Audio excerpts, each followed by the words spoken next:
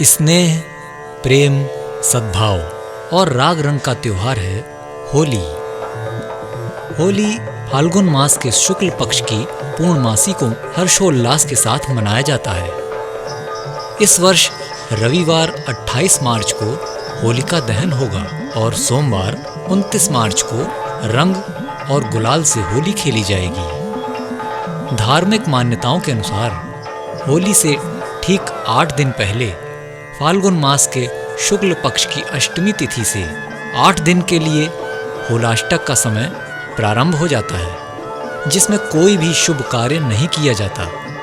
इस वर्ष 22 मार्च से होलाष्टक की अवधि प्रारंभ हो रही है, जो होलिका दहन के बाद समाप्त हो जाएगी। धार्मिक और पौराणिक मान्यता है कि होलाष्टक के 8 दिनों में अष्टमी से पूर्णमासी के दौरान सौर मंडल के 8 ग्रह सूर्य, चंद्र, मंगल, बुध, बृहस्पति, शुक्र, शनि और राहु उग्र स्वरूप धारण कर लेते हैं। इसके अशुभ प्रभाव से बचने के लिए 8 दिनों तक शुभ कार्य जैसे विवाह, नामकरण, गृह प्रवेश, नया वाहन या संपत्ति खरीदी नहीं जाती।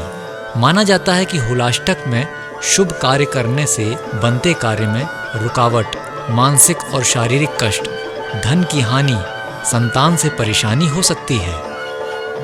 होलाष्टक में शुभ कार्य न करने के पीछे यह भी मान्यता है कि भगवान नारायण के परम भक्त प्रहलाद को बुआ होलिका के साथ अग्नि में बैठाने के आदेश के बाद धर्म प्रेमी लोगों में दुख व्याप्त होने से शुभ कार्य करना अशुभ माना गया है।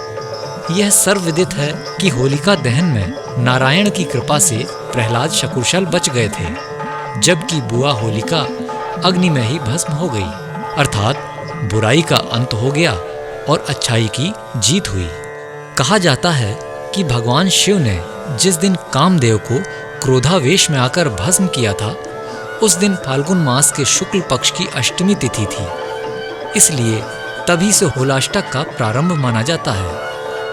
एक मान्यता यह भी है कि भगवान विष्णु के अवतार भगवान श्री कृष्ण ने अष्टमी के दिन से ही गोपियों के साथ होली खेलना प्रारंभ किया था और लगातार 8 दिनों तक होली खेलने के बाद रंगों से सराबोर वस्त्रों को होलिका दहन के बाद अग्नि में समर्पित कर दिया था। ज्योतिषीय मान्यताओं के अनुसार फाल्गुन माह में रंगों के त्योहार से कुछ दिन पहले सभी ग्रह नक्षत्र अशुभ स्थिति में पहुंच जाते हैं, जिस कारण पृथ्वी के चारों तरफ नकारात्मक ऊर्जा का संचार होता है। इसलिए होलाष्टक आरंभ होने से लेकर इसके समाप्त होने तक कोई भी शुभ काम नहीं किया जाता।